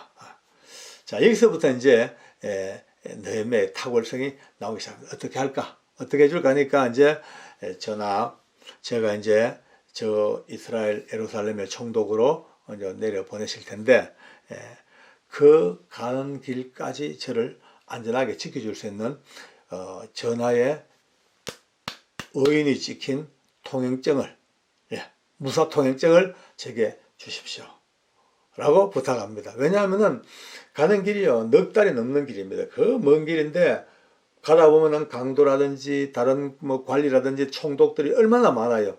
근데 그들이 아무리 세다 하더라도 페르시아 임금의 도장 앞에서는 아무도 심지어 강도들도 꼼짝 못합니다. 만약 강도들이 페르시아 임금의 도장에 찍힌 그 통행증을 무시했다? 그러면요 페르시아의 국력을 다 모아서 강도들을 다 진멸하고 할 텐데. 그러니까 아무도 페르시아의 임금의 도장에 찍힌 통행증은 방해할 수가 없어. 완벽한 가는 길을 이제 보장받았습니다. 더 재밌는 것은요, 이 느헤미야가 왕에게 또 부탁을 합니다. 전하, 제가 가면 빈손으로 갈 수 없습니다. 그 황폐한 성읍을 이렇게 세워야 되는데 대문도 큰 문들을 성문을 전부 짜맞춰야 되고 성곽도 만들어 올려야 되고 어마어마한 목재가 필요하고 또 제가 살 관사도 사택도 필요합니다. 제가 살 집도 지어야 되니까 그 집 제목도 있어야 되니까 산림감독, 요즘 말하면요 산림청장쯤 되겠죠. 산림청장에게 명을 내리셔가지고 좋은 목재를 거기에 쓸만한 목재를 전부 다 가져갈 수 있도록 그렇게 좀 부탁을 드리겠습니다 라고 또 이제 그렇게 부탁을 합니다. 그것도 또 왕이 오케이 합니다. 그런데 이럴 때마다 느헤미야가 하는 말이 있습니다. 그냥 자기가 부탁해서 왕이 들어줬다 이런 얘기가 아니고 내 하나님의 선하신 손길이 함께 하심으로, 그러니까 왕의 마음을 움직인 것도 이런 부탁을 할 수 있는 것도 선하신 하나님의 손길이 늘 도우고 계시기 때문이라고 그 모든 원인자를 하나님의 권능으로 돌리고 있습니다. 맞습니다. 이게 맞습니다. 그런데 더 재밌는 거는요, 이 왕이 한수 더 뜹니다. 야, 그것도 다 좋은데 그래도 위험해. 그러니까 아니 성경에 보면요 군대 장관을 보내요. 군대 장관. 야, 이 뭐 요즘 뭐 국방부 장관까지는 안 되겠습니다만 군대 장관이니까 아마 총사령관쯤 되겠죠. 어쨌든 뭐 국방장관이든 총사령관이든 그 높은 군대 장관과 마병들을, 그러니까 기병대들을 쫙 보내가지고 그 가는 길을요 같이 호위해서 지켜줍니다. 여러분 성경에서 가끔 이런 기가 막힌 일들을 봅니다. 상상도 못할 배려가 있습니다. 어찌 이런 일이 있을까? 어찌 이런 일이 있을까? 선하신 하나님의 손길입니다. 그리 않고서야 역사를 주관한 하나님의 손길, 이거는 그리하지 않고 도저히 이해가 안 되는, 설명이 안 되는, 그러니까 하나님께서 세계 역사를 주장하시고 민족들을 주장하시고 개인을 주장하신 그 엄청난 역사의 주관자신 하나님을 오늘 우리는 인정하지 아니할 수가 없습니다. 한번 상상해 볼까요? 여러분요, 엄청난 대열이 지나갑니다. 제 앞에는 총독으로 임명받은 느헤미야가 말을 타고 그된 그의 수행원들이 쫙, 또 그 장옆으로는, 앞뒤로 양옆으로는 에스코트, 그 군대 장관과 엄청난 기병대가, 그것도 페르시아의 기병대입니다. 온갖 울긋불긋한 장식을 하고 기틀을 들고 팍 따가닥 이 기병대가 쫙 둘렀어. 거기다 그 뒤에는요, 보급 물자가 쫙 실려와. 왕에게는 제목, 목재 달라했지, 어디 목재만 왔겠습니까? 엄청난 군량미, 엄청난 의복, 기타 등등 이런 것들이 쫙 깔리고, 그 뒤에는요, 그 코끼리나 약대들에게 끌려서 어마어마한 양의 나무가, 목재가, 건축 자재가 쫙 가는 그 장관을 한번 보십시오. 저는 이 생각하니까 가슴이, 한번 사진 찍어놨으면 참 좋겠어요. 이 영상으로 봤으면 얼마나 좋겠어요. 자, 점점점 이제 예루살렘에 접근합니다. 이제 그 근처를 관할하는 총독들이 또 있습니다. 위에는 사마리아 총독도 있고 강서편 쪽에 이렇게 각각 그 다스리는 총독들이 있어요. 근데 느헤미야가 그 예루살렘 성 가까이 가면서 가장 가까이 사마리아 성의 총독인, 이제 오늘 이름 꼭 기억해 놓으시고 산발랏을 기억하셔야 돼요. 산발랏. 이름도 참 경망스럽죠. 산발랏. 기억해놔야 될 인물입니다. 앞으로도 계속해서 나올 인물이고, 또 이스라엘 대적자고 기어이 또 두 손 두 발 다 드는 인물이기 때문에 꼭 기억해놔야 돼요. 이 산발랏에게 드디어 페르시아 임금의 조서를 줬습니다. 보니 그게 상세하게 예루살렘 성을 중건하고 기타 등등 모든 것을 왕이 허락한 도장에 딱 찍혔습니다. 그러니까 성경에 이렇게 기록되어 있습니다. 이스라엘을, 그리고 예루살렘을 중건하려는, 흥왕케 하려는, 아주 흥하고 왕성하게 흥왕케 하려는 사람이 왔다 함을 듣고 모두가 다 심히 근심하더라. 이제는 자기들의 영향력이 사라졌어요. 지금까지는 그 지역을 자기들 총독들이 딱 장악하고, 그 가장 빛났던 예루살렘 성은 다 지금 망해졌으니까 다 초토화돼 버리고 전부 다 완전히 다 박살났으니까 자기들이 주장을 했는데, 이제 드디어 이 예루살렘을 중건하고 이것을 다시 한번 세우기 위해서 왕의 조서를 가지고 도착한 이 느헤미야를 보면서 모두가 다, 이게 이제 어떻게 될 것인가, 우리 다 살았다, 이제 앞으로 이 판도를 어떻게 할 것인가 라고 걱정하면서 드디어 그들이 심히 근심하는 이 일이 드디어 오늘 세 번째 드라마의 대미를 장식합니다. 앞으로 이제 계속해서 이어지는 이 드라마 같은 이야기들, 그 난관과 더 어려움을 다 뚫고 기어이 조국의 성을 건설하는, 잃어버린 성을 다시 한번 건축하는 위대한 사람들의 이야기가 계속 이어지겠습니다. 우리 지난 시간까지 느헤미야라는 사람이 페르시아에서 섬기던 자기의 임금에게 청을 넣어서 고향 땅 예루살렘의 총독으로 그렇게 부임을 하게 되는 과정을 들었죠. 이유는 딱 하나입니다. 망해버린 나라, 황폐화된 조국의 재건과 무너진 그 성벽을 다시 쌓아야 되겠다는 그 일념으로 그가 왕에게 특별한 부탁을 넣어서 또 왕의 호의를 얻어서, 그러나 이 모든 뒤의 배경은 하나님의 도우심으로 그가 드디어 많은 재물과 또 제목과 또 왕의 친서를 들고 드디어 고향 땅 예루살렘으로 내려가죠. 그래서 거기서 많은 사람의 대적들의 그 어떤 유혹과 공격과 그것을 다 물리치고 이제 성벽 쌓기 작업을 합니다. 우리가 여기서 봐야 될 것은 이 느헤미야에서 보면은 그는 이 성 안에 여러 가지 시설, 요즘 말하면 인프라, 이게 부담도 그게 중요한 게 아닙니다. 성벽, 그 예루살렘 성을 쏘고 있는 성벽이 다 무너졌으니까 이거를 빨리 재건해야 돼. 왜냐하면은 안에 있는 시설물은 나중 문제고 빨리 성벽을 쌓아야지 외적의 침입으로부터 방비가 될 수 있는 그런 요새가 되니까 이 성벽 쌓는 작업을 열심을 다하여 밀어붙입니다. 근데 우리 생각에는 성이 다 무너졌다 생각했는데 알고 보니까 성이 다 무너진 게 아니에요. 그 큰 예루살렘 성을 쌓고 있는 성벽이 군데군데 공격받아 가지고 막 부서지고 무너지고 이랬을 뿐이지 또 골격은 남아 있는 것 같아요. 참 희한합니다. 저는 지금까지 성경이나 여러 자료들 보면은 뭐 공사가 있으면 이렇게 역사해 가지고 어디 됐다 이렇게 공사해서 이렇게 지었다 뭐 솔로몬 성전도 이렇게 지었다 이랬는데 이 지금 느헤미야가 기록한 이 공사 일지는요 너무나 아주 정확하게 세세하게 놀랬는 것이 성벽이 그 거대한 성벽이 42곳 42곳이 무너졌어요. 터지고 무너지고 그러니까 이 42개의 무너진 이것을 갖다가 이제 연결하는 작업 연결해서 성을 쌓는 작업 이게 급선무였습니다. 작업은 활발하게 이루어집니다.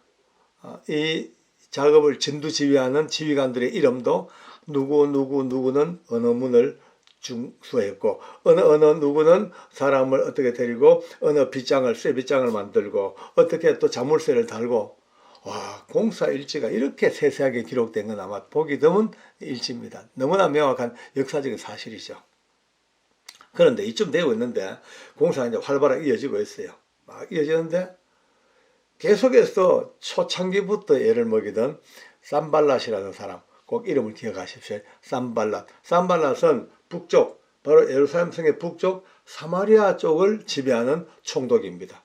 이 총독이 보니까 처음에는 시시해 봤는데 아니 느헤미야라는 총독이 남쪽에 내려와 가지고 예루살렘 성을 점점 만들어 가니까 위기를 느끼고 또 시기심도 나고 또 아무래도 지금까지는 예루살렘이 초토화돼 가지고 아무도 거들떠보지 못하는 그런 곳이니까 누구도 신경을 안 쓰니까 자기 사마리아의 지배권이 강력하게 미쳤는데 이게 이제 남쪽이 점점 이제 모양을 잡아가니까 자기의 정치적이고도 어떤 경제적인 위협이 되니까 그때부터 계속해서 이제 막 공격을 합니다.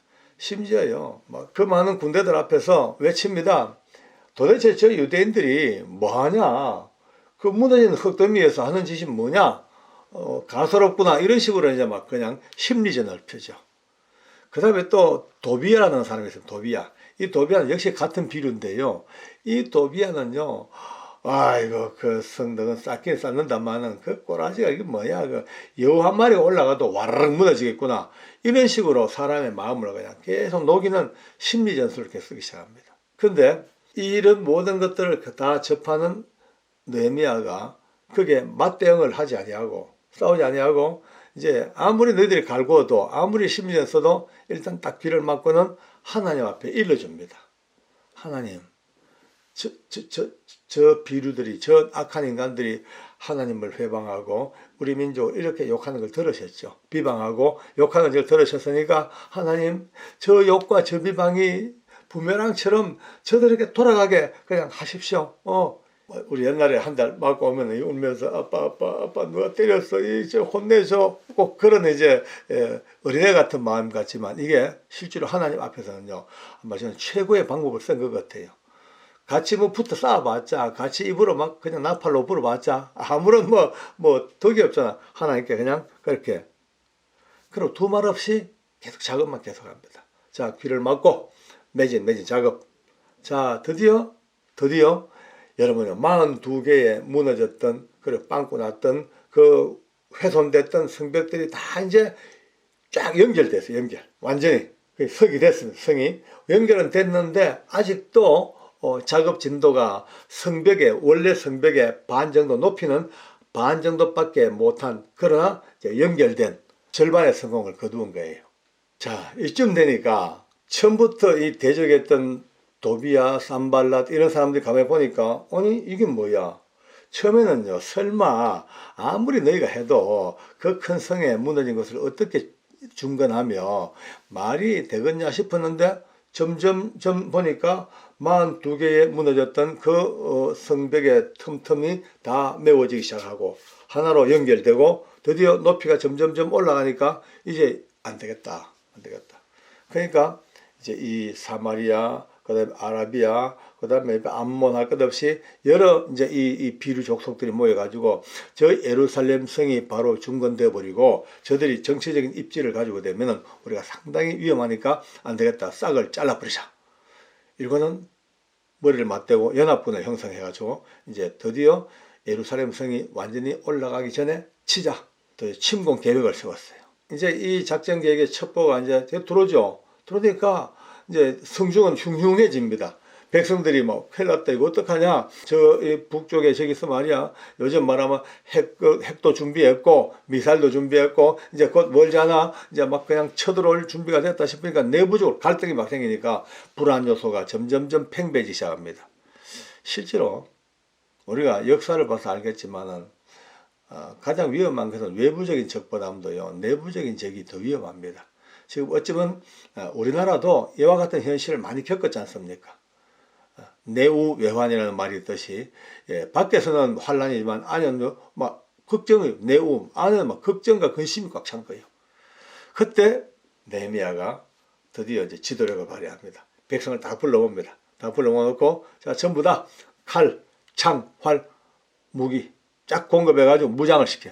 무장시켜 이제 이렇게 외칩니다. 너희는 두려워하지 말고 오직 우리를 지키시는 하나님을 의뢰하고 크고 놀라우신 그 하나님을 우리가 믿으면서 이렇게 얘기합니다. 뭐 조국과 민족을 위하여 싸우라는 말 안 합니다. 너희 형제와 네 자신과 너희 부모와 너희 처자와 너희 집을 위하여 싸울 준비를 하라.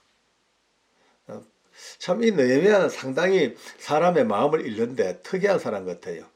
옛날 왕에게 예루살렘 성으로 돌아가서 총독으로 돌아가서 일하겠다는데 그때도 내 조국 돌아간다 말 안 하면 조국이라 그러면 벌써 페르시아로 봐서는 적이죠.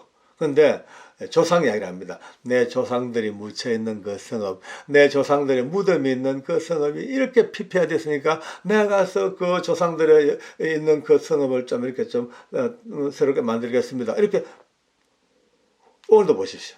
예, 뭐 조국을 위하여 죽어라 이게 아니고 네 자식과 네 형제와 부모와 네 집을 위해서 싸울 준비를 해라. 가장 동기부여를 딱 시켜버렸어요. 그리고는 이제 기록되기를요. 이 대적들이 드디어 이렇게 준비하고 느헤미야와 백성들이 총칼을 들고 활을 들고 요즘 말하면 먼저 대비태세를 갖추고 찐지를 갖추고 하니까 이걸 벌써 이제 또 들었으니까 야 이거 안 되겠다. 침공 계획이 이게 급습을 하려는데 미리 다 대비하고 있으니까 지금 공격해가지고 상당히 좀 무리가 있겠다. 또 예루살렘 성이 좀 높습니다. 아주 높은 데 있으니까 공격하기도 기습 아니고는 좀 힘들어요. 그러니까 드디어 침공 계획을 스스로 취소해버려요. 취소하니까 느헤미야는 이렇게 기록하고 있습니다. 야, 우리 같으면요. 야, 여러분, 우리가 적극적으로 대비하고 우리의 이 방어태세가 워낙 견고하니까 적들이 침공을 취소하고 스스로 물러가노라 라고 합법도 한데 그는 안 그래요. 이렇게 얘기합니다. 하나님께서 저들의 꾀를 스스로 패하게 하셨다. 참 이게 느헤미야의 탁월성이 여기서 나오는 것 같아요. 모든 것들이 하나님의 역사, 하나님의 손길, 하나님의 권세 바로 거기에 초점을 맞춥니다. 이렇게 됐으면 드디어 1차 성공했죠. 그러나 방심 안 합니다. 방심하지 않고 아까 얘기했던 저 백성을 총 무장시켜가지고 요소에 배치해가지고 이제 저들의 침입에 대해서 어떤 식으로든 방비할 수 있도록 요소에 배치를 하고 그 다음에 자기가 데리고 있는 총독의 직속 부대가 있지 않습니까? 그 부하들까지도 반반 딱 갈라가지고 절반은 일하던데 작업 내보내고 절반은 항상 갑옷과 창과 칼을 들고 5분 대기조로 딱 돼가지고 있습니다. 여차하면 바로 전쟁할 수 있도록 반씩 갈라. 그 다음에 일하는 그 일꾼들도 말이죠. 성벽을 막 쌓는 일꾼들도 한쪽 손에는 이제 일하는 요즘 뭐라 호미, 뭐 낫 아니면 뭐 이렇게 다 들고 일하지만은 한쪽 편은 항상 병기를 딱 준비하고 그러니까 일하면서 싸우고 싸우면서 일하고 우리나라 향토 예비군의 아마 시초가 여기서부터 나올지 않았나 그런 생각이 듭니다. 일하면서 싸우고 싸우면서 일하고. 일꾼들도 작업하면서 항상 또 칼을 차고, 예, 참 칼 차고 일하기 얼마나 힘들겠어요. 그러나 유비무환, 항상 칼을 차고 작업한 이 정도까지 견고한 대비 태세를 갖추기 시작합니다. 적어도 전술 전략, 그 다음에 대비책으로 봐서는 거의 완벽에 가까운, 주어진 상황 속에서 최고 완벽에 가까운 것을 다 준비했기 때문에 이제는 좀 안심하고 좀 어깨도 좀 이렇게 힘을 줄 법도 한데, 그는 이렇게 또 외칩니다. 자, 우리 하나님이 우리를 위하여 싸우시리라. 준비는 우리가 했지만, 대비했고 창칼 들고 열심히 했지만 궁극적인 싸움은 우리 하나님이 우리를 위해 싸우시리라. 위대한 신앙 고백이자 승리의 고백입니다. 느헤미야서는 쭉 읽다 보면요, 그냥 단순히 총독으로 내려와 가지고 허물어진 성벽을 새로 짓고 이런 작업하고 이런 나라와 민족을 위한 애국자적인 흐름을 따라가지만, 실제로는 좀 더 깊이 들어보면요, 순간순간 몇 사이에 잠시 하늘 하나님께 묵도하고부터 시작해가지고 계속해서 하나님을 인정하고 하나님의 권세, 하나님의 주권, 하나님의 섭리를 따라가는 기도와 믿음의 고백의 책입니다. 참 재밌어요. 이렇게 기록되어 있습니다. 이제 동틀 때부터 별 나기 전까지 하루를 그렇게 설명합니다. 성경에 그것도 기록된 대로 보면은 동틀 때부터 별 나기 전까지, 하루 종일 해 떠서부터 별 보일 때까지를 이렇게 표현해요. 참 이 눈앞에 보이는 이 치열한 전투를 앞두고도 하나님의 역사는 이렇게 때로 아름답게 우리에게 와닿을 수 있습니다. 동틀 때부터 별 나기 전까지 무리의 절반은 창을 잡았다. 그러니까 전체 모든 인구의 절반은 창을 잡았다. 계속 이 느헤미야서는 이걸 강조합니다. 일하면서 창 잡고, 물 들어갈 때도 창 잡고, 특히 작전 명령을 느헤미야가 또 기가 막히게 또 내립니다. 오늘부터 이제 작업하는 공사하는 이 성 안에서 모든 장수들과 귀족들과 일하는 일꾼들까지, 종자들까지 이제 밖에 나가서 자지 말고 안에 들어와서 여기서 자라. 그 당시에 이제 성이 워낙 피폐했기 때문에 성 중에는 사람 살 곳이 잘 못 됐거든요. 그래서 주로 성 밖에 좀 기름진 곳에, 좀 좋은 곳에 집을 짓고 많이 살았던. 성 밖에 자는 사람들도 다 이제 숙식을 성 안으로 들어와라. 여기서 자라. 여기서 자다가 바로 아침 되면은 바로 작업에 투입되고, 밤 되면은 여기 자면서 언제 침입할지 모르는 적을 바로 성 안에서 바로 방비하고 대비해야 되니까 성 안에서 자도록 그렇게 명령을 내립니다. 와, 진짜 놀랐습니다. 또 밤에는 항상 불침번을 세우고 대적을 강배하고, 게다가 또 작전 명령이 또 떨어집니다. 참 대단한 애국자이며 대단한 전략가입니다. 총독부터 시작해, 자기부터 시작해서 형제들, 종자나 파수꾼이나 모두가 다 옷을 벗지 말고 자거라. 언제 옷 벗었다가 적침할 때 옷 입고 하겠냐. 그냥 입은 채로, 전투복 입은 채로, 작업복 입은 채로 그냥 일하다가 그냥 자다가 와장창하면 바로 일어나가지고 전투에 돌입할 수 있도록 그렇게 갖춰라. 심지어 물 길러갈 때도 창기를, 병장기를 휴대할 정도로 그렇게 갑니다. 우리 느헤미야의 이 이야기는 뭐 단순한 외적과의 전쟁의 이야기, 뭐 대비책, 성 쌓는 이야기 같지만 그 밑바닥은 아까 말씀대로 정말로 이 팽팽한 긴장감 속에 우리에게 그림을 하나 슬쩍 더 붙여주세요. 오늘 우리가 단순하게 성 쌓는데 대적들을 경계하고 대비하고 뭐 병장기를 잡고 일하고 이거 위에 오늘 우리가 영적인 문제가 얼마나 많습니까? 잠시만 눈 감으면 쏘기는 악한 영들이 버글버글한데 갖가지 이름으로, 얼마나 많은 이름으로, 얼마나 많은 시스템으로 끊임없이 공격하는 이 대적들을 어떻게 이길 것인가. 적어도 우리는 느헤미야보다 이상 가는 대비책으로 우리 스스로가 악한 영으로 공격으로부터 어떻게 대비할 것인가. 말씀으로, 기도로, 능력으로, 권능으로, 경건과 예비로 모든 것들이 오늘 지금 이 군사들이, 백성들이 준비하는 것 이상으로 더 강력하게 스스로를 준비하고 깨어 경성하여서 우는 사자처럼 덤벼드는 이 악한 것들을 성벽을 점점 높이 쌓아가면서 이길 수 있는 그런 이야기를 한번 좀 찾아봐야 됩니다. 여러분 각자의 역량입니다. 하나님께서 우리에게 은혜 주시고 깨닫게 하시고 이 일을 통하여 느헤미야를 통하여 우리가 깨닫고 해야 될 것이 무엇인가를 눈뜰 수 있는 시간 되기를 바랍니다. 기도하겠습니다. 하나님, 오랜 세월 전 성벽을 쌓는 느헤미야와 백성들의 이 경계의 벽과 모든 것들 대비책과 이들의 모든 마음가짐들이 오늘 이 시대를 산 우리들에게 다시 한번 영적인 전쟁을 앞두고 있는 참으로 대비하고 있는 사람들처럼 우리가 성벽을 쌓는 사람처럼 그렇게 살아갈 수 있도록 은혜를 베풀어 주시고 함께 하시고 모든 세상에 들리오는 달콤한 소리로부터 다 귀를 막고 하나님의 은혜, 하나님의 능력, 하나님의 손길만 바라볼 수 있는 믿음의 신실한 사람들 될 수 있도록 축복해 주시옵소서. 감사합니다. 감사합니다. 예수님 이름으로 기도드립니다. 아멘.